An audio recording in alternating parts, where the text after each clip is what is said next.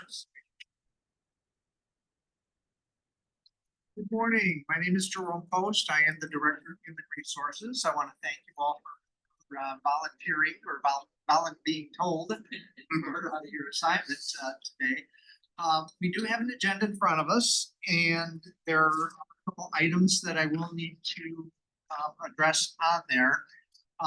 First, though, is that we will take a roll call because we do need to make sure there's a quorum present. And we will have to take a vote for Ms. Peliquin to be able to participate remotely. So if I could have our clerk just take a roll call. Mary Peliquin, present by Zoom for the record. Bernadette Norris-Weeks. Melinda Bowker. Present. Ronald Perkins.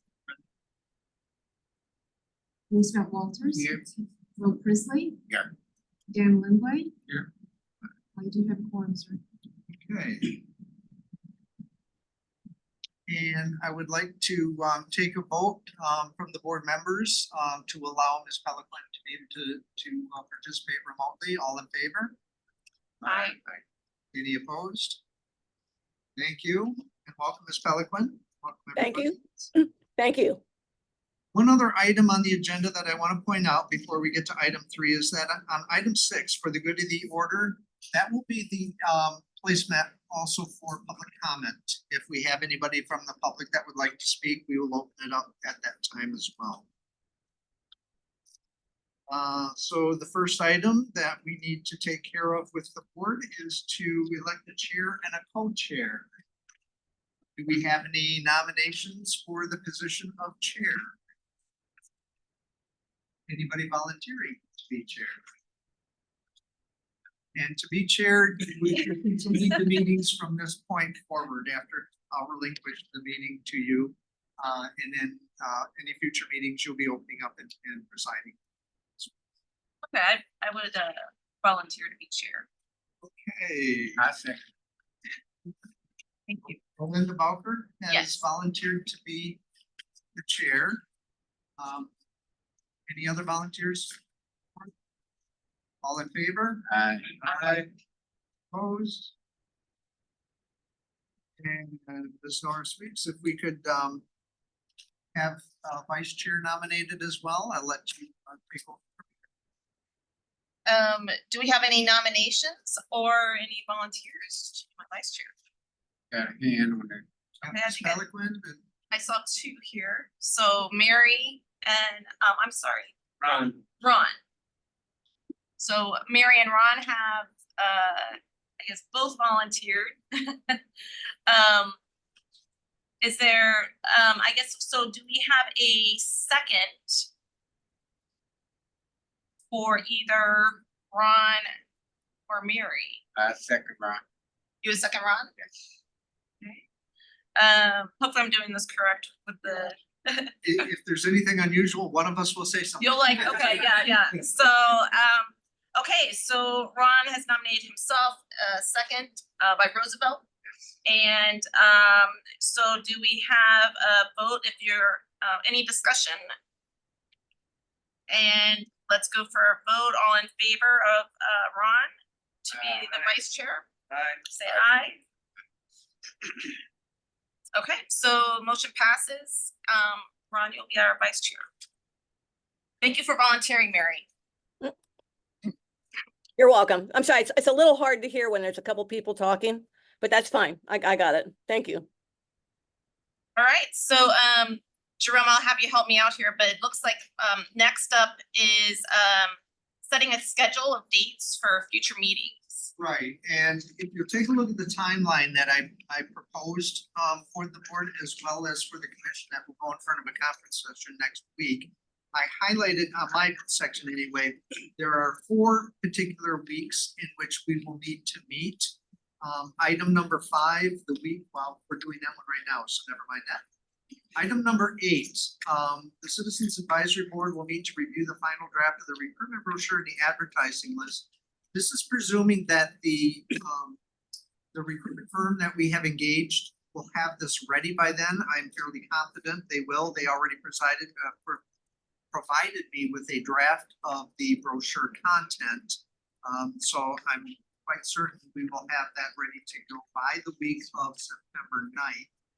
So if you would all take a look at your calendars to see when you might be able to convene again the week of the 9th and review the recruitment materials and give input for any changes. Just so you realize that the posting is anticipated to go up on October 1st and then run through the middle of November. But we would like everybody to be on board with what is going to be put out to the public for the recruitment of this position. So the week of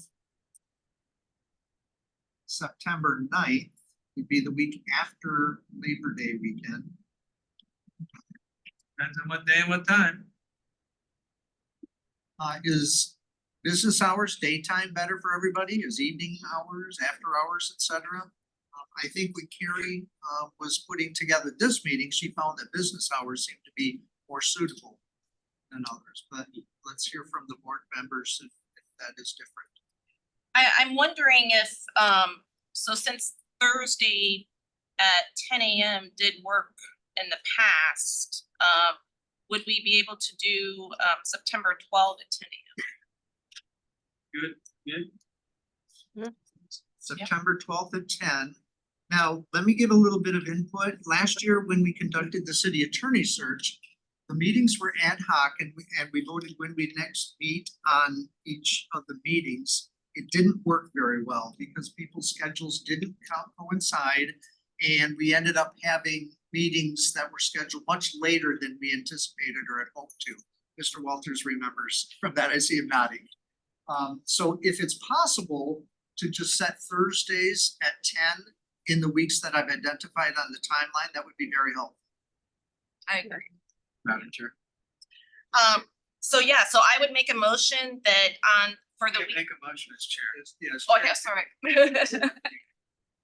So if someone else wants to There's make a that rule motion. for that, but that's why I call you name. Okay. Madam Chair. I move that we meet on the Thursday, what? Is that a designated Thursday? That's The Thursday, That'll be the second Thursday. Thursdays at 10 o'clock in the weeks in which the board is scheduled to meet. How's that? Can you tell me? Yeah, I'll second the motion for discussion. But what week are we talking? Yeah, that's the problem. The weeks will be listed in your timeline. And So- would be items numbers 8, 11, and 12. So the weeks of September 9th, weeks of December 16, and the week of January 6. December what, 19? So the December meeting will be the third Thursday, correct? That'll be December the third 19th. Thursday. Thursday would be So it'd be December 19. Huh? Yeah, so it'd be December 19 at 10 a.m., Okay, Yes, would be December 19th. September 12 at 10 a.m. that'll be the first Thursday. 6, 2, 3, and then That works. January. January 9th. January 9th. 16th. So the dates of the meetings would be September 12, December 19, and January 9. So I'd like to, that motion has been clarified, seconded, and, all in favor of the dates proposed, for our next meetings? Aye. Raise your hand. Aye. Okay. Motion passes. I got a question for, Mr. Pope. From number 8 through number 11, which totals almost 3 months, what are we doing?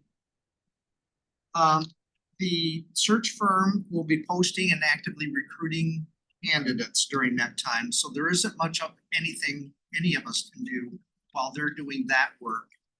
And then they will have to do their due diligence with the background checks, narrowing the fields, et cetera, and then providing a list of candidates for you to review. It'll take about that much time for them to do all that work. I'm good. And so just to clarify for everyone, Jerome, at the moment, we're actually just meeting 4 times, including this date. At this moment, yes. Now, if that changes or if additional meetings are needed, I can let you know. And then we can figure out a convenient time, assuming that Thursdays at 10 o'clock are our best time. Okay. We can tentatively hold those dates. I don't know if you want to do that. At this point, I really don't have any more information available to you about additional dates that may be needed. And then just to clarify for our September 12 meeting, when will we receive the brochure beforehand? I will make the commitment to send the materials out to you in advance of the meeting as early as I can possibly do that with the search firm's ability to get that to me. Okay, but no later than, is it 48 hours prior? No later than 48 hours. You need at least 2 days. Oh, we would appreciate that. I'm assuming with people's schedules, et cetera, you probably want all of that, so I'll get it to you as quickly as I can. Nice question about number 12, where the board needs to interview the candidates. I don't know what the short list would be. Is it candidates we would have, but is that a whole morning? Is it what? Yes, good point. I need to know what to It reserve. that depends on day how or- many candidates going to have you interview, how many make the narrowed list. But I suspect that that will be more than just a Thursday morning at 10 meeting. That will probably be multiple meetings through the course of that day. So That's a day-ish that we should all. it may be necessary to hold that day. So January 9th. Not correct. This has to be a day. Okay, so that may be, if we can block that out as being a longer day than just 10 AM. Okay. Madam Chair, Yes, what is the name of the search firm? It is GovHR USA, and they're based out of one of the Chicago suburbs. Have we used them before? I have in previous positions. I believe that this firm is also known to one of our assistant city managers, as well as our acting city manager, Susan Brown. How many city manager searches are they undertaking right now? I don't have that information for you. How many have they I done? can find out. They are a very well-known firm. They've done quite a few. We signed a contract? Yes, we have. I've used them last around 2012. Yeah. So they've been in business for quite a while. Yeah, the only reason I'm asking is because they're on multiple searches. It's both good and bad. And, you know, we have a dedicated individual, I'm assuming that's gonna be managing this particular search. Yes, we do. And do we have that name? Her name is Delie Lohman, D-E-L-E, Lohman, L-O-W-M-A-N. And how long has she been a recruiter? She has been with that firm, I wanna say 4 years. I'd have to double check that. I can share this personal knowledge. When I worked at the county back in 2003, and this was coincidental that she was on this, that she used to work for Broward County in their administrative offices. Before she went to Fulton County, and then she became part of an executive recruitment firm after that. So she's worked in government administration for recruitment. Thank you. let's see, I assume as chair, I can ask questions as well.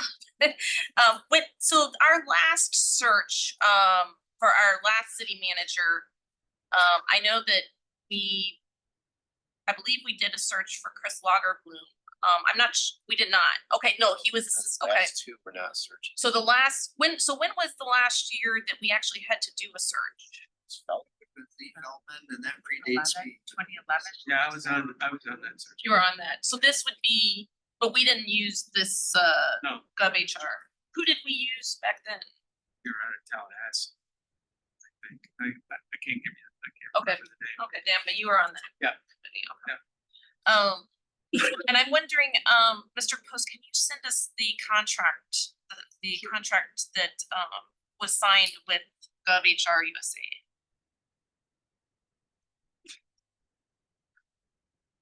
Dan, can I ask you a question? Are you questioning, or do you think you should have say in?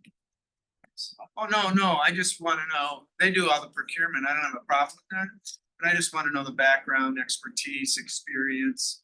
Because I've never heard of this company, but there's tons of search firms out there. I used to be a recruiter, executive recruiter, so I have some intimate knowledge of what it takes. Do you wanna review this?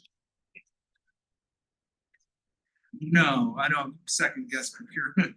But What we can do is send not just the contract, but I believe it also has the biography of Dealey Loman, the Okay. background of her, as well as their client list.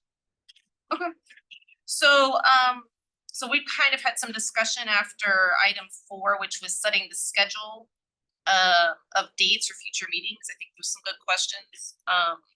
Is there anything else on kind of the agenda, or are we ready to go on to the discussion of the role of the board? And by the board, I'm assuming you mean the committee. Okay. Yeah, just one comment, because of my experience over the years, I know a lot of city managers. And last time it was appropriate, I don't know if it is this time or not, how staff is about it, but I reach out to people I know are qualified, not necessarily looking, to let them know about the opportunity. Does that still hold water that we can do that? I don't see anything that bars you from contacting people to apply for the job. Or at least make them aware of the posting once it becomes public. Thank you, Madam Chair.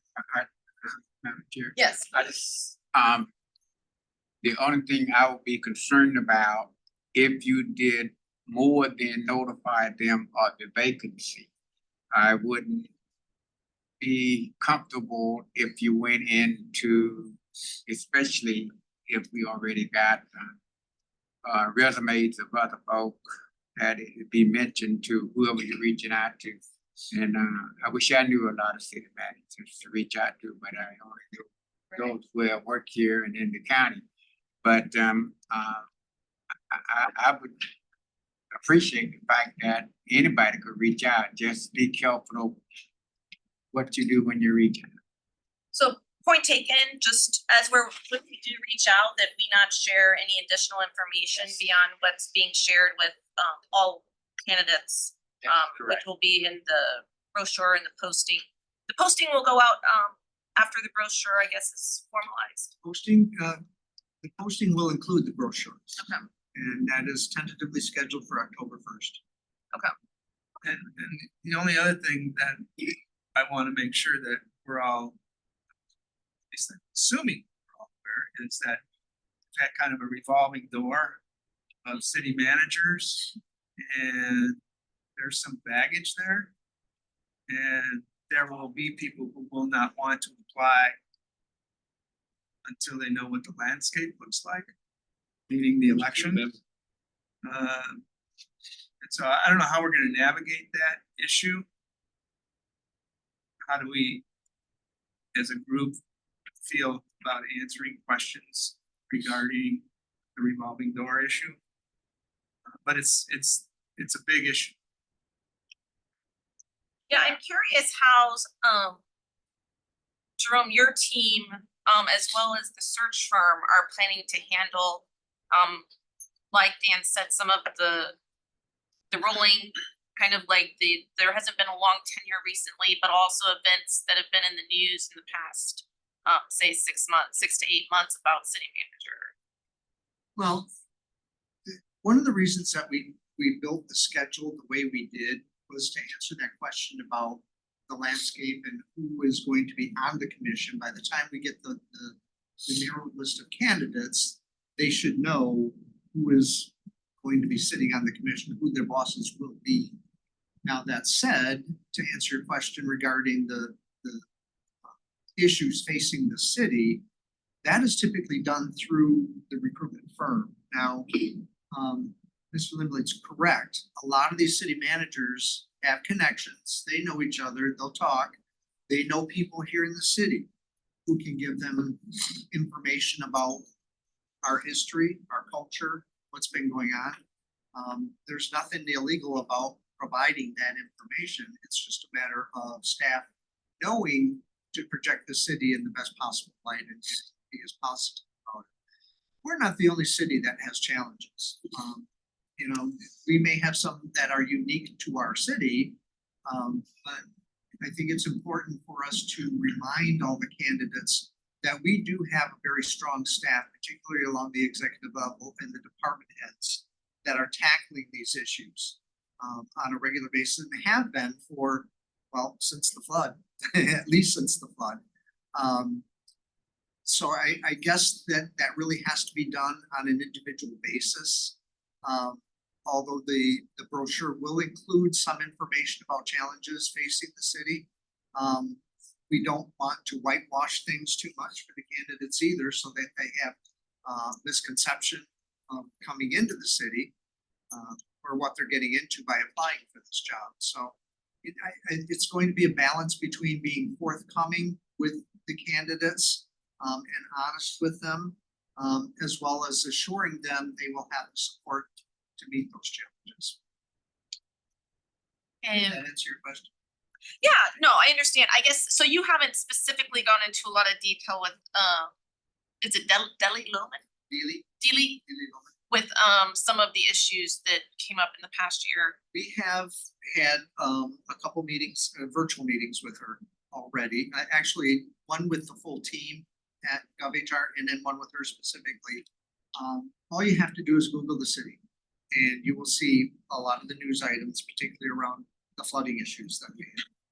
So yeah, we've had some conversations, but not really anything that they didn't already know. Okay.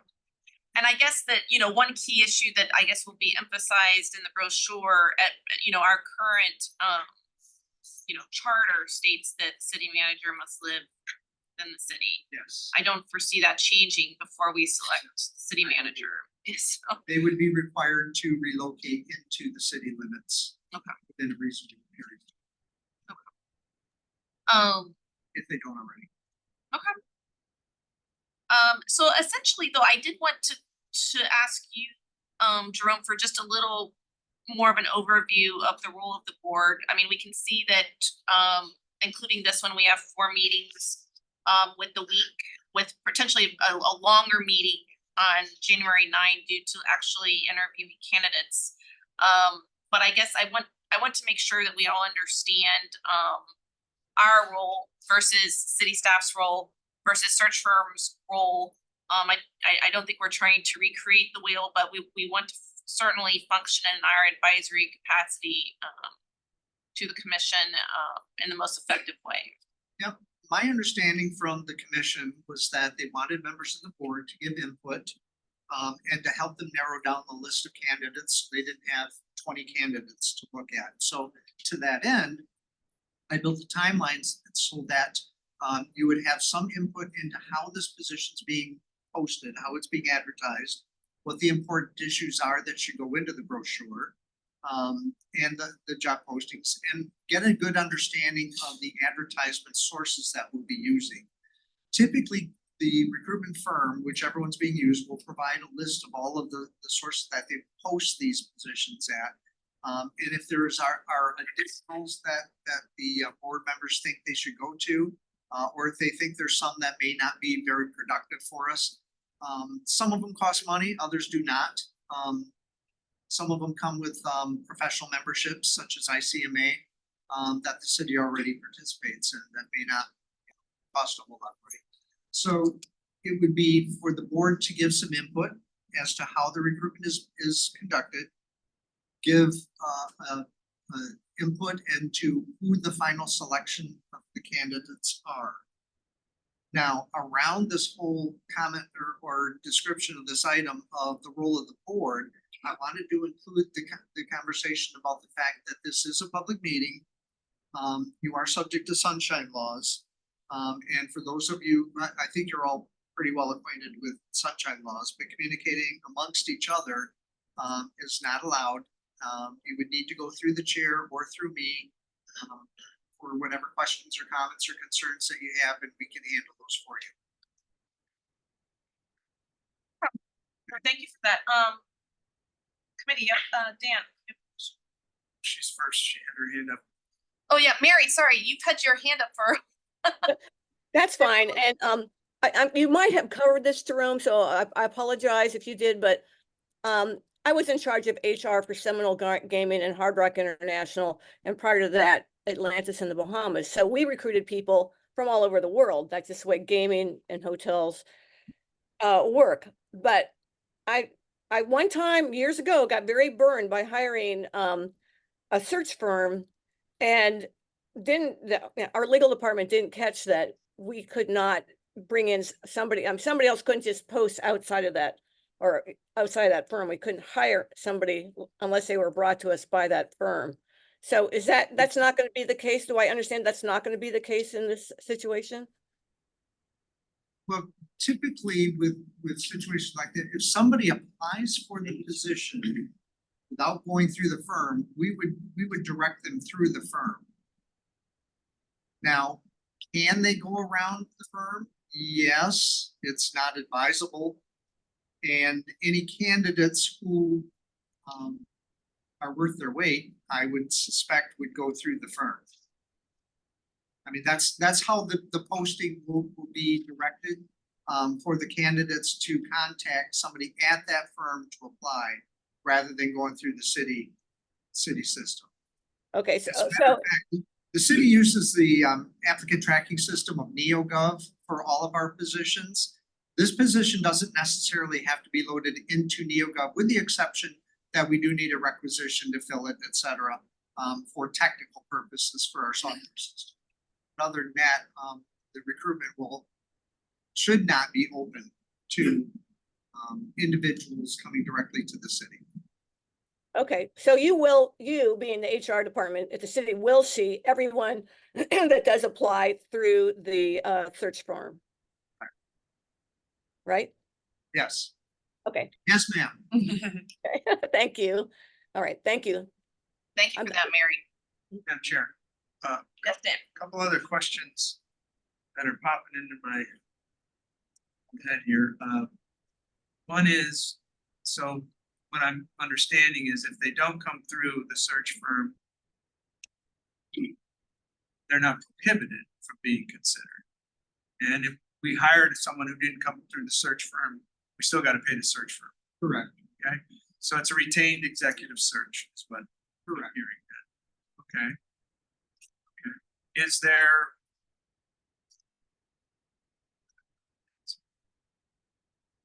there a replacement clause in the contract?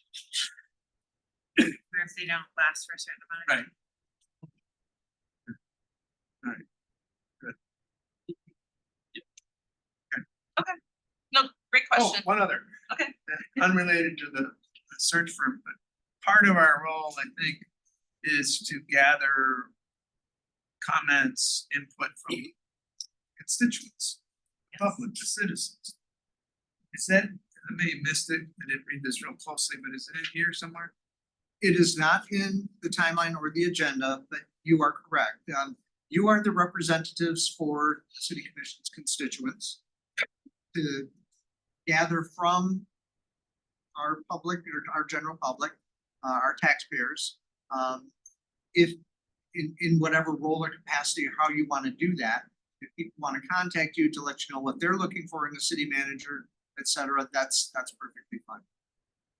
So I think we should have some discussion about Yeah. that, Madam Chair, and I agree with that. formalize it a little more. That's see to We me, need to be consistent. and I want us to all be on the same page. What, Dan, when you did this back in 2011, how did that function as far as? We didn't really have any input. from the constituents. There was no process for it. If they pick up the phone and called us, because we're publicly noticed and whatnot, or if they came to the meeting, we could do it that way. But as far as having a formal, open house, now Right. with the police chief, one year when one guy was hired, it was very open, and we had several open sessions. We were over at the Delmar, and it was, rotate groups of interviews in the Delmar, and that was really open. That was the most interesting process I've ever been through. And so those were actually interviews of the candidates. Yeah, And at the Del Mar. yeah, and it was And public with the coming in. public. Yeah, Okay. it was big. I wouldn't recommend that again. So I guess just to that point, presumably on January 9, those interviews, our meeting will be like it always is, open to the public. Okay. And- I- yes, At go what ahead. point, because of sunshine and everything, kind of the difficulty here is most of these men and women are gonna be currently employed. And at what point in time will it become public that they're under consideration? My understanding of sunshine laws is that they are not public so long as their candidacies or their paperwork, their applications, resumes, what have you, are held by the search firm.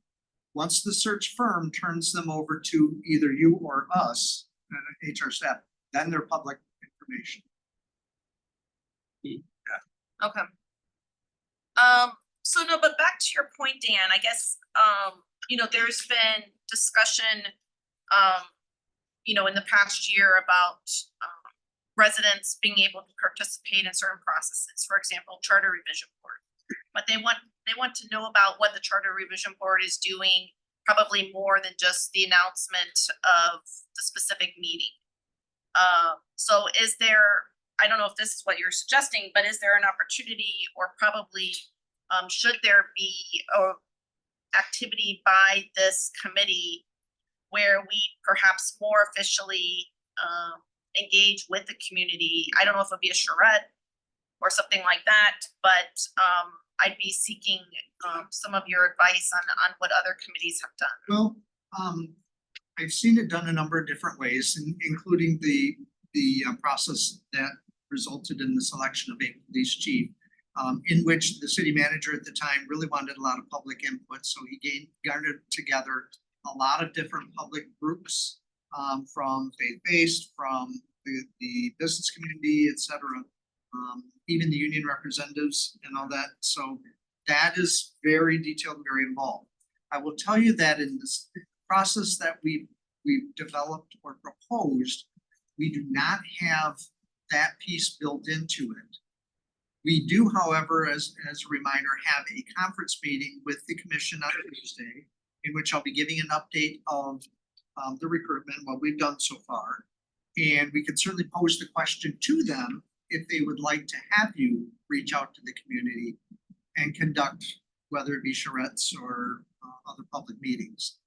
So we can get some more guidance from the commission and what their intent is for the role of the board on Tuesday.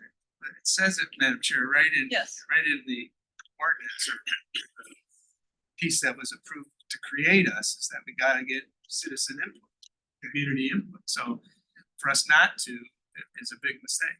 We're not fulfilling one of our roles.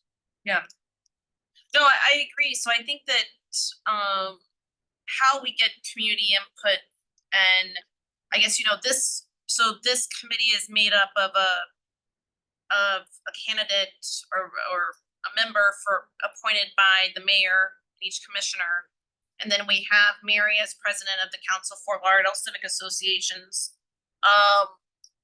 And then we also have Dan, you are No, Bernadette is well, the Bernadette, business community, and I'm Commissioner. you're Herbst. from the, that's right, so Bernadette is from the business community. So I think that, certainly, Mary at least has her pulse on, from the council perspective, probably with all the neighborhoods. I guess we have over 50 neighborhoods that are members of the council. She can certainly bring back I think, feedback from the neighborhoods. Mary, if you agree that that is something that we could facilitate perhaps at a membership meeting of the council.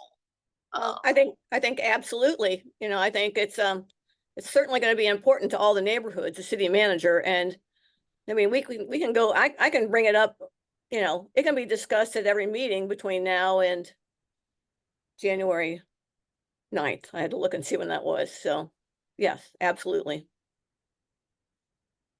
So I think that that's something we would appreciate and endeavor to do, at least that can be one arm of communicating with the constituents. And I think that perhaps, we need to come up with some additional formal measures, prior to September 9th, but that, this be on the agenda for September 9 as well, where we formalize how we're going to take, the feedback from our residents. If anyone agrees, yes. I've done a few of these in my lifetime. Yeah. We did an in-reach outreach. As we was telling the people on the new city hall. And we held them at least one in East District and one centrally, which was here. Not here, but city hall. And the participation did not warrant the effort. And when I tell you there was effort made, we tried everything to get people to those 4 meetings, and it didn't work. After you pull staff out, you pull out the committee, you have 1 or 2 people sitting in the audience. And we also had the city got this web page for community input. Right. And we even directed people to go to the web page. And if I remember correctly, 47 people over a 2-month period of time commented through that particular web page. And I agree with the gentleman that we should make an effort, but holding charrettes and that I don't think it pays off. The people, especially if we're gonna hold them 10 o'clock on a work day. This the way we was holding Saturday mornings again. So I would suggest in the item C in the resolution, I'm sorry, item B in the resolution asks us to get neighborhood and communities and this input. I think if we provide the opportunity for them to have input, you advertise in the media, you advertise the fact that there's a web page that they can put input. I think if we do that, we will meet item B in the resolution. That's just my opinion. No, I understand. I appreciate that. So yeah, from your experience on the reimagining city hall workshops, you did not find them to be well attended.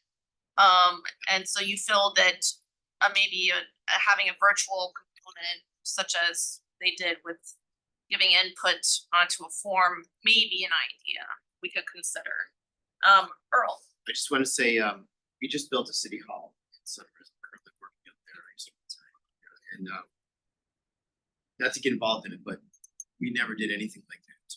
It was literally a city manager commission driven concepts brought, and then you had something to show them.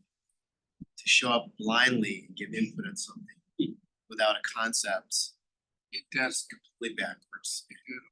We're almost done with that building work, so we move forward. What I was gonna suggest is maybe we have the council, but maybe it goes down through the individual civic associations.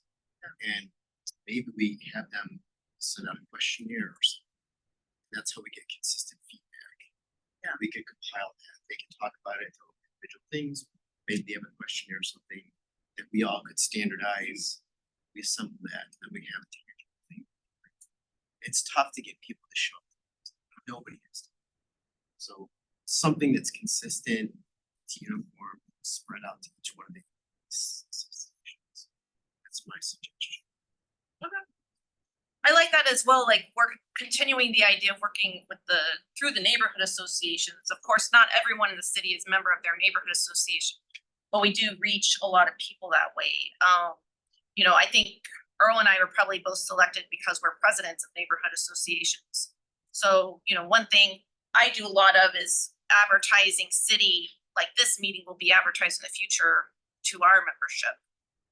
But maybe we need something like that, that's with consistent messaging about this specific committee, what its goals are, when we're meeting, but then actually encouraging those neighborhood leaders to not only promote what we're doing, but also to have, like you said, some type of a questionnaire that's consistent where people can give feedback to their neighborhood leader on what they're expecting in their next city manager. So Roosevelt, thank you for your work on the Reimagined City Hall efforts. So OMB actually took the lead on that effort, and there were a lot of lessons learned along the way. So one of the things we did at the direction of the Infrastructure Task Force is we created a dedicated webpage that had that survey. So if at the next meeting, if y'all sent some questions through Jerome or through whoever on the staff, we could develop a list of questions like what we did for ITF, and we could develop almost like a web page. We have a system called Zen City, which we already have a contract with them. We use them to promote public engagement, things like this. So we could develop a website that has all of the key meetings, any information you'd like to post, and then that could be shared with the HOAs, and it also could be promoted through the city sources. We had Ashley Dussard, who's our communications manager, come to ITF and create go through the plan of how we would promote it. So if you like that, Jerome and I could engage with Ashley offline and create something similar. Did you think that was useful? Roosevelt? Absolutely. I think Okay. we should make the effort. I Right. just think going out in the community doesn't work. So we could drive that locally down to there to that website and Yeah. then can collect the questionnaire information, right? And for those I who think like, that's great. and Yeah. for those who want hard copies, the city could, Yeah, you pass those out as well, and we could enter them from a staff perspective. I know some folks don't like to go online, but it at least has a central location where everyone can go. We have a way of building out whatever y'all would like on that webpage, the I schedule. like driving it to the city. Yeah. Yeah. And then, so then at the HOA meetings, you could say, please take the survey and put hand out whatever you want to. I like that. Just an idea, that ITF actually created, but then we implemented. So, but I think we got more than 40, maybe 40 was from one survey, but each time we had a meeting, we did a separate survey, and I think people got burnt out.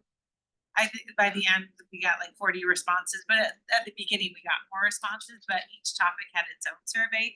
This, hopefully, you would just have one survey. Yeah. Yeah, just one thing. It's consistent, the same one. And everybody just drives it to there. You guys would have all the data. And we could periodically run updates. You could run a report, and then more people come in, run a new report. Here's what you've seen.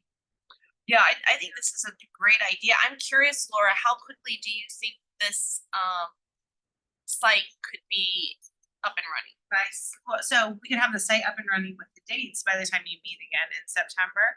Okay. But we wouldn't have the questions on it until you all kind of vet those. You wouldn't want to set up a survey with questions until this group, we could compile them and create a draft and then bring that back to you all for consideration. And it doesn't take long at all. It's pretty plug and play. Okay, great. Or anything ever done before, previous city manager, anything we could resurrect, it was already. I mean, we had Lee Good Feldman question. and George Gretzes. Is there anything that was, did we do any kind of I would. questionnaire? Chris Caesar. We did We with- can reach out we to did with- others who've done it. Yeah, we didn't with Feldman that I can recall.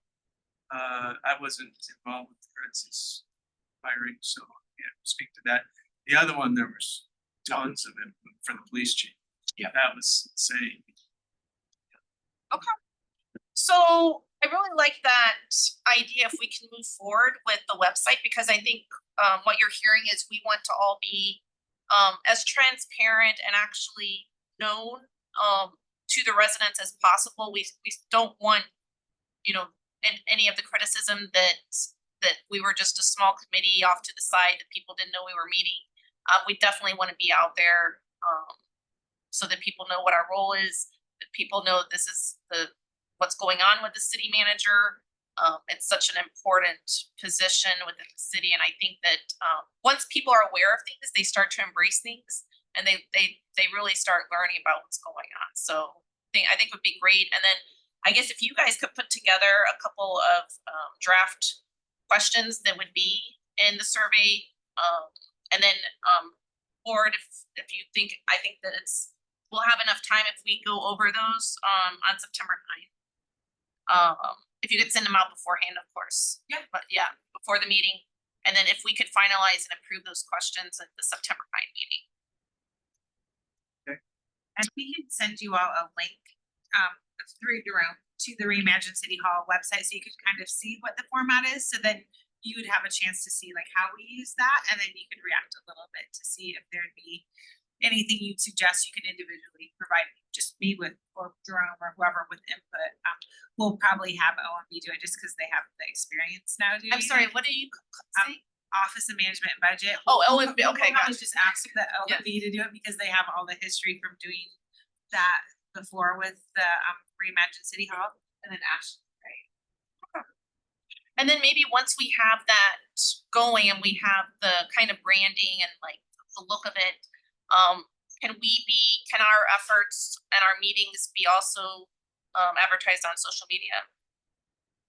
Just so that people know, you know, on the Instagram and that type of thing, so that people know what's. Yeah, and I'm sorry for speaking out of turn. No, Jerome. that's This- fine. I'm just trying to Any help like we can help it provide? react. Yeah. But This is gonna be a team effort. yeah, so. so part of what came to the ITF was Ashley coming with that communications plan, and that involves a lot of social media, Gotcha. using listservs and things like that. So we'll ask her to attend, her or a member of her team to attend the next meeting as well. To talk about those, like how would we communicate when the meetings are happening about the survey that's on social media.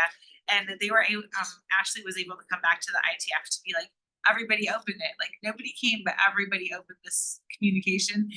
When we had like low turnouts and we were saying, well, why do we have low turnouts? They were able to look at who received messages, who opened messages, all of that information.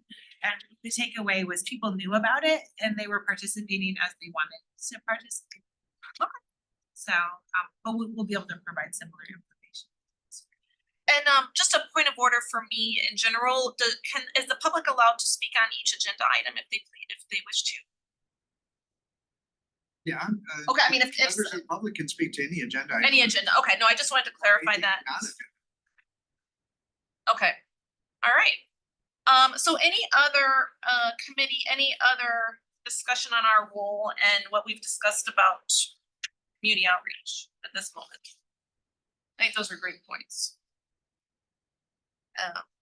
Okay, so I'm gonna go on for Oh, the, I got, okay,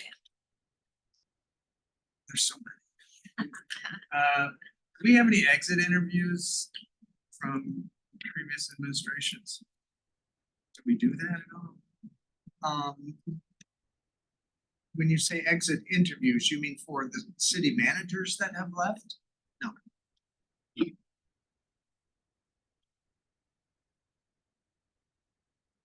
Why? Typically, those are extraordinary positions or one-off positions that are of a nature where an exit interview isn't necessary. At this point, we as an organization are still even developing exit interview processes for line positions in that. We struggled with some staff turnover the past 2-3 years. That is one of the projects that we've been working with our Office of Professional Standards on. Develop those. They were charged by the last city manager with putting together such a program. And of course, with the turnover, still don't have that in place. We're still working.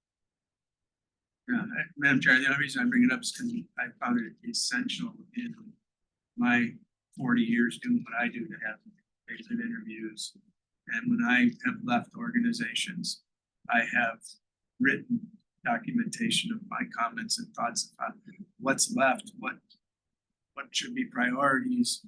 I've left notes in the desk for whoever follows me, all that kind of stuff, you know, get out of jail free card every time, you know, that kind of stuff. But it's just an opportunity to gather information that could be valuable. Yeah, absolutely. So are there exit interviews for other key department heads? Not at this point. Like I Okay, said, that's something we've been trying to develop Okay. for the past couple of years. but for any city employee, is there, okay, They can voluntarily do this. Yes, Like, if they It is. volunteer, and they want to have a conversation on the way out the door, we welcome them. I guess just along with that, and given the nature of the position and our acting city manager, I'm sure you work with her all the time. Is she being, are you talking with her about the brochure and, Oh, yes, okay. She's, we're keeping her up to date on a regular basis. Status. she knows the position best at the moment. I'm sorry, She knows the position best at the moment. at the moment, Yeah, yeah. So, okay, She's not to be considered. she has declared that she is not interested in position full-time perm. I guess one other question on that, would we be, I guess there is a chance that we may end up having some other internal staff, they could It's possible. go for the position as well, through the search firm. I have to admit that I have not heard anybody's interest to date, but I have not heard anybody's disinterest as well. Gotcha, okay. Might be an opportunity, okay. All right, so, anything else for the good of the order, committee or public? Chair. Oh, Bill Brown, President of the Central Beach Alliance. First of all, yeah, Central Beach, I want to thank you for volunteering and stepping up. This is a very important position, city manager, the future. One question that I have is, as far as the transparency, I know these meetings are open, public can watch them. The question I have is, once you make your final list and you submit it to the commission around the first week of February for second week, then they're not going to do anything for a couple weeks.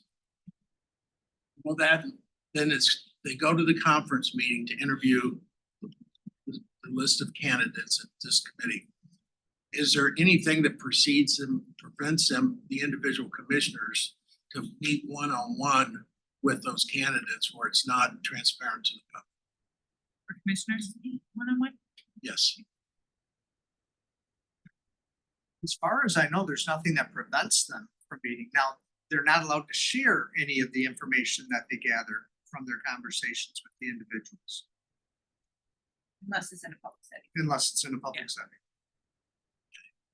So whatever's discussed and there's no transparency back to the public, that they can't even bring that up at the commission meeting when they do the full interview. At the commission meeting, then they're in a public forum. But if they meet with an individual candidate and they find out something they don't like, they can't then call one of the other commissioners or one of the board members, et cetera, and share that information. They would need to come to one of the public meetings and discuss it. so they would have to come to our meeting, or no? Their Their meeting. So they would, Our meeting would already be finished. yeah, okay. And do they have to offer the opportunity to all the candidates on that list, those interviews? Or just like, Can you repeat that question? I want to make sure I got it. say you send a list of three candidates.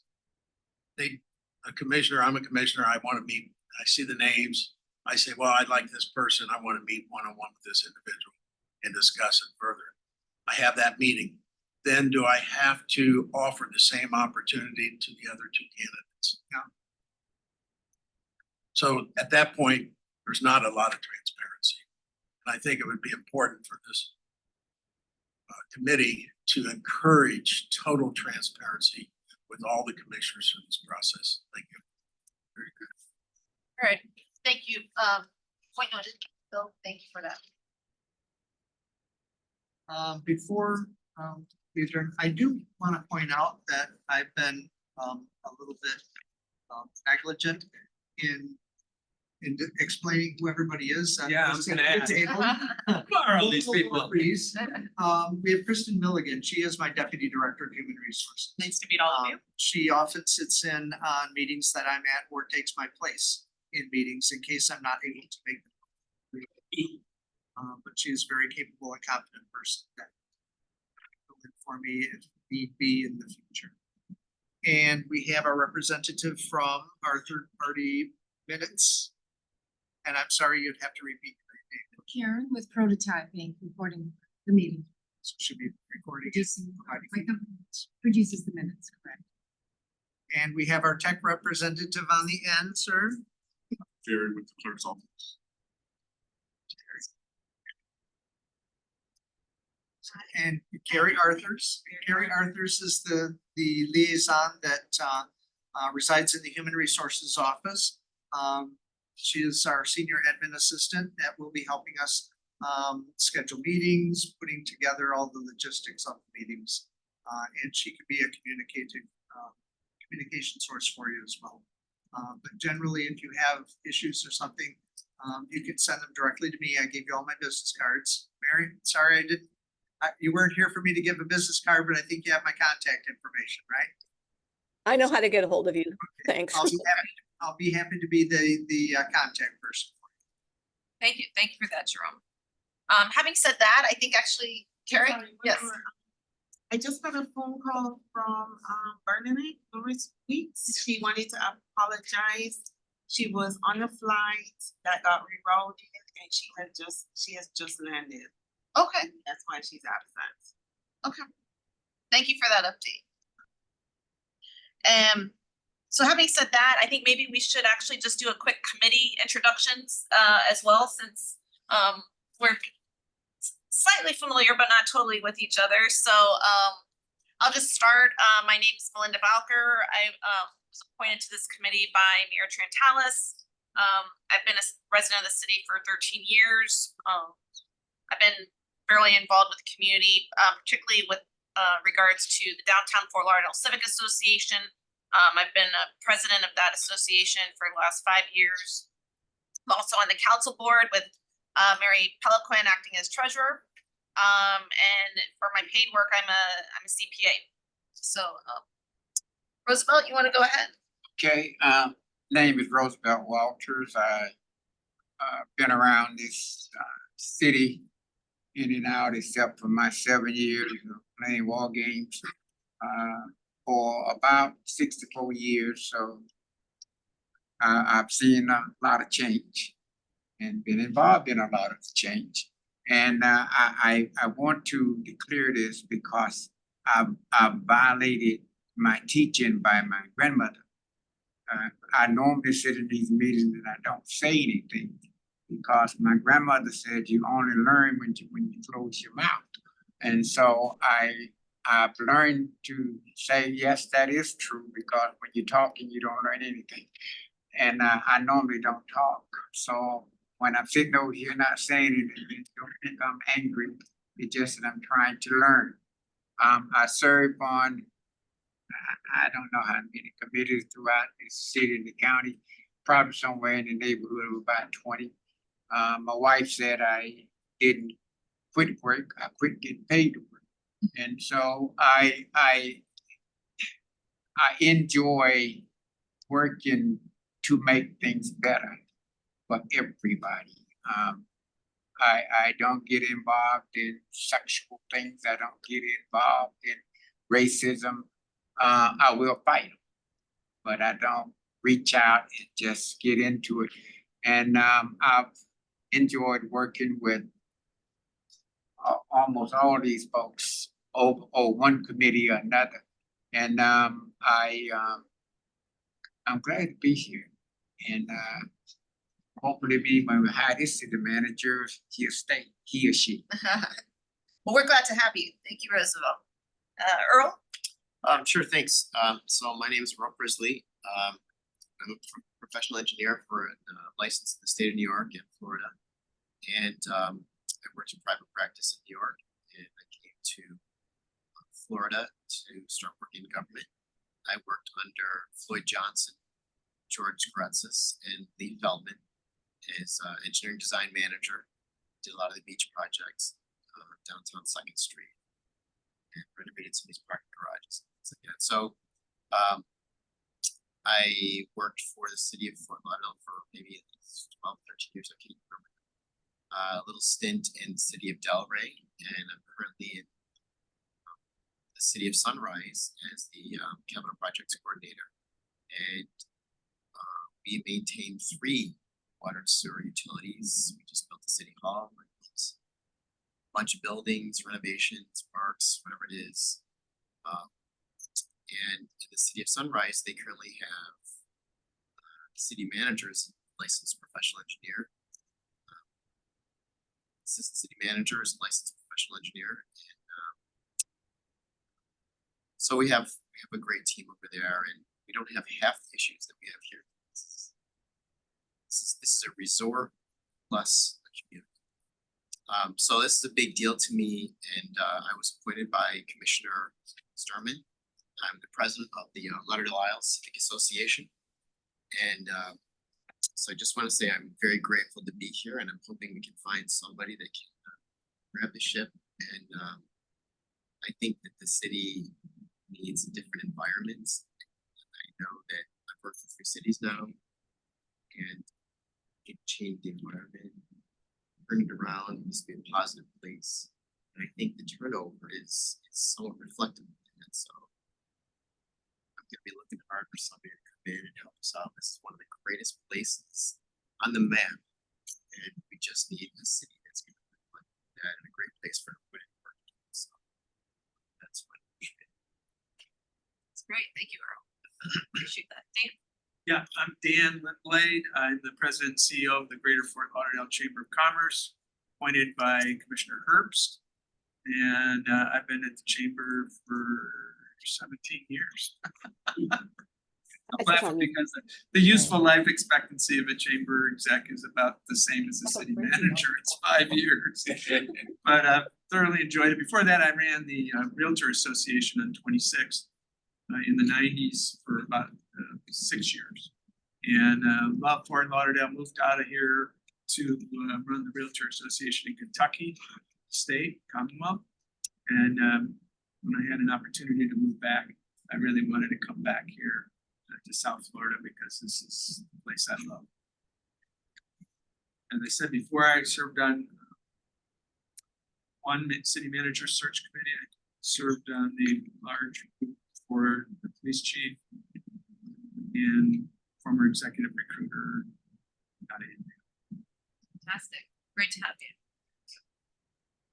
So Ron, Good morning, I'm Ron Perkins, and I have the honor of being the public safety chaplain, the senior chaplain, and I work very closely with fire rescue and our local police departments. Actually, throughout Broward County, we have a relationship with Fort Lauderdale, Pearl Springs, Parkland, and Margate to take care of their firefighters, law enforcement officers, and more general city employees, where we meet their spiritual, emotional, mental health needs and help work with the whole behavioral health access programs that we're putting in place throughout the county.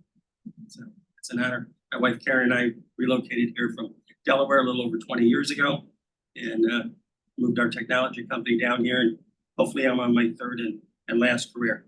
Spent the first 20 in healthcare, then general business endeavors, and I've been in Orthodox Catholic priest for 15. So happy to serve. thank you. Happy to have you. And last but not least, Mary Okay. Peloquin. All right.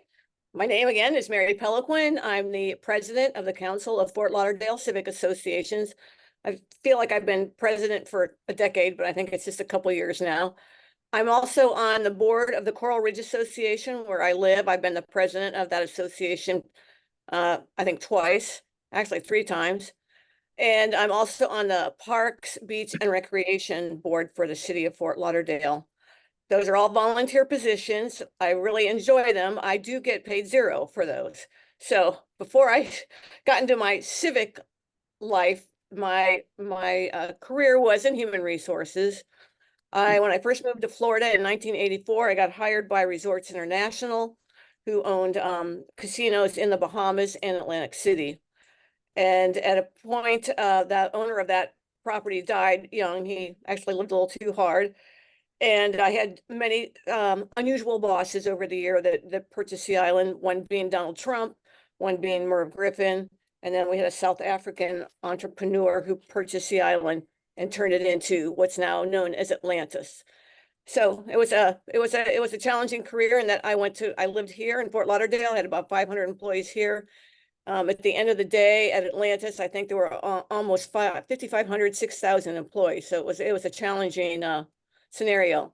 After that, I got hired by the Seminole Tribe of Florida to be their senior HR person for Seminole Gaming and Hard Rock International. And I really enjoyed that. I retired about 8 years ago. So I've been doing this ever since. It was a little shocking to go from the world of gaming where every day you know how you're doing, and if it's not well, you turn it on a dime and fix it so that it's making money, to a government where there is no such thing as the speed of light. It's all very slow, and I'm used to it now, but it was kind of frustrating to get involved in the beginning. But I really look forward to this. It's kind of like what I used to do. I used to say, I've hired thousands of people and I've fired hundreds. So I got a clue what this is like. So I look forward to this. This will be good. I am a little concerned about the fact that I'm glad we're getting started, but I think it was Dan, I'm not really sure, that brought up that, this person is going to be working for a commission that we don't really know who they are yet. And I don't really see how anything can seriously happen until after that election, but we'll get everything in place. I think it'll be good. So thank you. And thank you for allowing me to participate by Zoom. I'm originally from Ohio, which is exactly where I am right now, meeting up with some childhood friends. We do this every couple of years. And I appreciate the fact that you let me participate by Zoom. Thank you. Thank you for setting it up. We're happy you could join us, Mary. All right.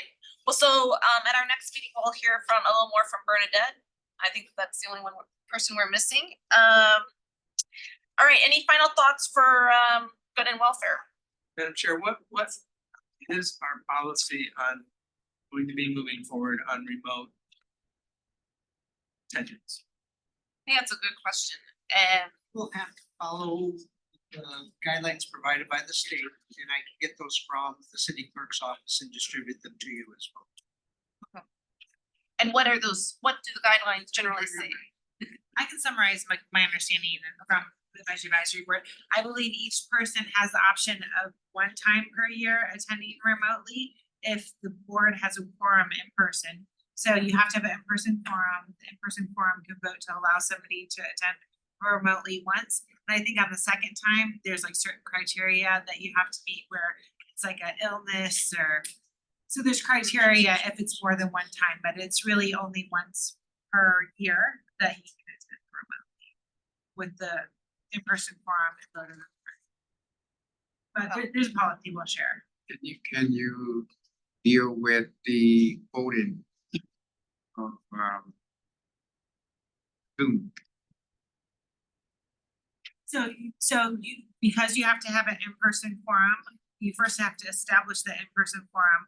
The in-person forum has to vote to allow the person to attend remotely. But That's my basic can understanding. the person who is remote, can they participate Yes. in the voting Yes, of a committee? yes, as long as the committee votes that they can participate. Okay. So their votes will count. Okay. And so we are a 7-member committee, just to confirm. And so our in-person quorum, we would need a quorum of 4 always in person. And ideally, I hope we can be here in person. We've got the dates set ahead of time. So if hopefully people can clear their schedules. Because I think ideally we're all in the room. Of course, this has been fine, Mary, with you on Zoom this meeting, but we'll follow state guidelines. This is where we're gonna meet? I believe so, yeah. Okay. So, One other thing, Madam Chair. yes, When we meet and a person have a conflict, you wanna tell us how we handle that? Yeah, so that'll be in the policy as well, but there has to be advance notice so that we can get the IT folks to set up. So if you call the day of and we're like, hey, I can't attend, it may not be feasible that we can accommodate the setup. So that'll be included in the policy that Jerome sends out. But yeah, I mean, city staff tries to accommodate, but understanding there's dedicated resources that are at different board meetings and whatnot, we'll need to know if there's a accommodation that's requested early. and I assume that the role of the vice chair would be to take my place in the event that I'm not able to attend or for some reason not able to conduct the meeting. Okay. So if there's nothing else, can I get a motion to adjourn? So moved by Roosevelt, do we have a second? Seconded by Ron, all in favor of the motion to adjourn? Or do I don't Aye. call it you? No vote, okay. I'll learn. Thank you all. Appreciate your time.